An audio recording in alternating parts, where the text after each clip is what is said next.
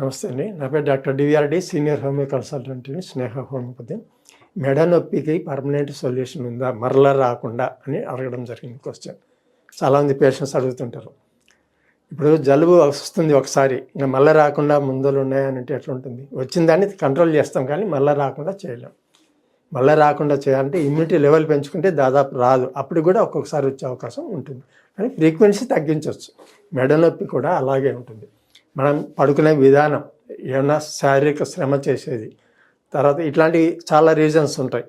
అందుకు మెడ నొప్పి వచ్చే అవకాశం. కొంతమందిలో ఎముకలు దెబ్బతిని అరిగిపోయి నరాల బలహీనత వలన కూడా పెయిన్ వచ్చే అవకాశం ఉంటుంది. వాళ్ళకు పడుకునే విధానము, టెక్నిక్స్ ఇవన్నీ చెప్తాము. మంచి డైట్, తర్వాత ఏ విధంగా పడుకుంటే రిలీఫ్ వస్తుంది, కొన్ని మందులు, మెయిన్ ట్రీట్మెంట్ కూడా వాడుకోవచ్చు.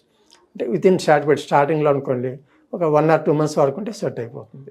ఒక ఏజ్ వచ్చిన తర్వాత ఎముకలు బాగా బలహీనమైనప్పుడు కొంచెం లాంగ్లో వాడుకోవాల్సి వస్తుంది. అందుకని పర్మనెంట్గా ఇంకా రాదు అని చెప్పడానికి లేదు.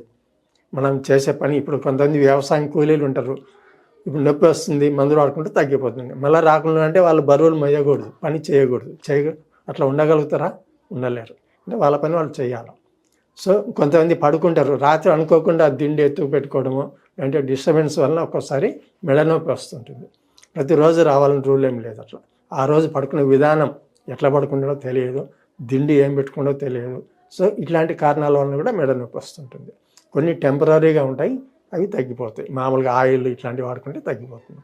కొన్ని ఎముకలు దెబ్బతినడం వల్ల, అరిగిపోయి దెబ్బతినడం వల్ల దానికి బెల్ట్ పెట్టుకోవడము, తర్వాత సరైన నిద్ర విధానం, పడుకునే విధానం డాక్టర్ చెప్పినట్టుగా పడుకోవడం, బరువులు ఎత్తకుండా ఉండడం, తర్వాత కొన్ని జాగ్రత్తలు పడండి, మంచి ఆహారం తీసుకోవడం, ఇవి చేయడం వల్ల ఆ మెడ నొప్పి అనేది తగ్గుతుంది. వచ్చిన దాన్ని పూర్తి తగ్గిన తర్వాత మరలా ఏ విధంగా ప్రాబ్లం రాకుండా చూసుకోవాలి. అంటే బరువులు ఎత్తడం కానీ, దెబ్బలు తగలడం కానీ, తర్వాత ఎక్కువసేపు టీవీ చూడడం, ఈ ఫోన్లు మాట్లాడడం, ఇవి చేయడం వల్ల కూడా ఈ రోజులలో ఇది కొత్త ప్రాబ్లం అనమాట. ఈ మొబైల్ యూజ్ చేయడం వల్ల మెడ నొప్పి వచ్చే అవకాశాలు కూడా ఎక్కువగా ఉంటాయి. కొంతమంది డ్రైవింగ్ చేసేటప్పుడు ఇట్లా పెట్టుకొని డ్రైవ్ చేస్తుంటారు, లేదా ఇట్లా పెట్టుకొని డ్రైవ్ చేస్తారు. అది ఈ రోజుల్లో 50% రోడ్లపైన చూస్తున్నాం. అది కూడా చాలా తప్పు. ఒక పక్క డ్రైవింగ్ చేస్తూ ఇంకో పక్క మెడ తిప్పుతున్నాడు. ఈ మెడ, ఇట్లాంటి వాటికి కారణాలు పర్మనెంట్గా అని ఎట్లా అడగగలుగుతారు మీరు? ఇన్ని రకాలుగా ఉంటాయి. కాబట్టి పర్మనెంట్ సొల్యూషన్ ఉండదు.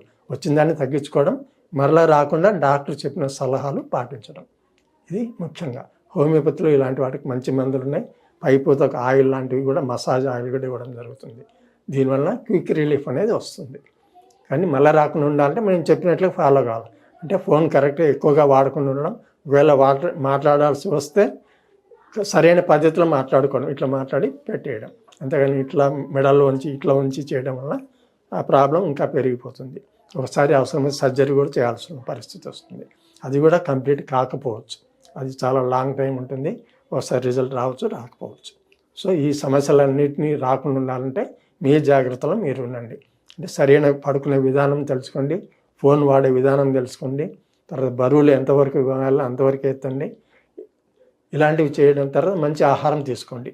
ఈ ఎముకలు బలహీనం కాకుండా, ముఖ్యంగా ఈ రోజుల్లో విటమిన్ డి చాలా తక్కువ మందిలో కరెక్ట్గా ఉంటుంది, ఎక్కువ మందిలో చాలా తక్కువ ఉంటుంది. సో మీరు ఎండలో ఒక రోజు మార్నింగ్ ఎండలో కూర్చోవడం వల్ల ఎముకలకు బలం వస్తుంది. తర్వాత దిండు మరీ హైట్ పెట్టుకోవద్దు, మరీ లో కూడా పెట్టుకోవద్దు, యావరేజ్గా మీడియంగా పెట్టుకోండి. అంటే మీ కన్వీనియంట్ని బట్టి. కొంతమందికి అట్లా అలవాటు ఉంది, పెద్ద కొండ మాదిరి పెట్టుకొని పడుకుంటారు, అట్లా పడుకోకూడదు. సో ఇలాంటి జాగ్రత్తలు పాటించండి, మెడ నొప్పి నుంచి దూరంగా ఉండండి. ఎక్కువ డ్రైవింగ్ చేసే వాళ్ళకు కూడా ఈ ప్రాబ్లం వస్తుంది, గమనించండి. సో ఎందుకంటే వాళ్ళ పని అది, చూసి ఒకే పోస్చర్లో, ఒకే విధానంలో తల ఉంటుంది. అలాంటప్పుడు మెడ ఎముకలు అనేవి అరిగిపోతుంటాయి. దీనివల్ల ఈ ప్రాబ్లం వస్తుంది. అంతేగాని పర్మనెంట్ సొల్యూషన్ అనేది లేదు, కానీ వచ్చిన దాన్ని మాత్రం ఎక్సలెంట్గా తగ్గించవచ్చు. ఇప్పుడు కావాల్సింది మెయిన్ అదే, రాకుండా చూసుకోవడం ఫస్ట్ పాయింట్. వచ్చిన తర్వాత దాన్ని తొందరగా మంచి విధానంలో సైడ్ ఎఫెక్ట్స్ లేకుండా తగ్గించుకోవడం రెండో పాయింట్. ఓకేనా? నమస్తే అండి.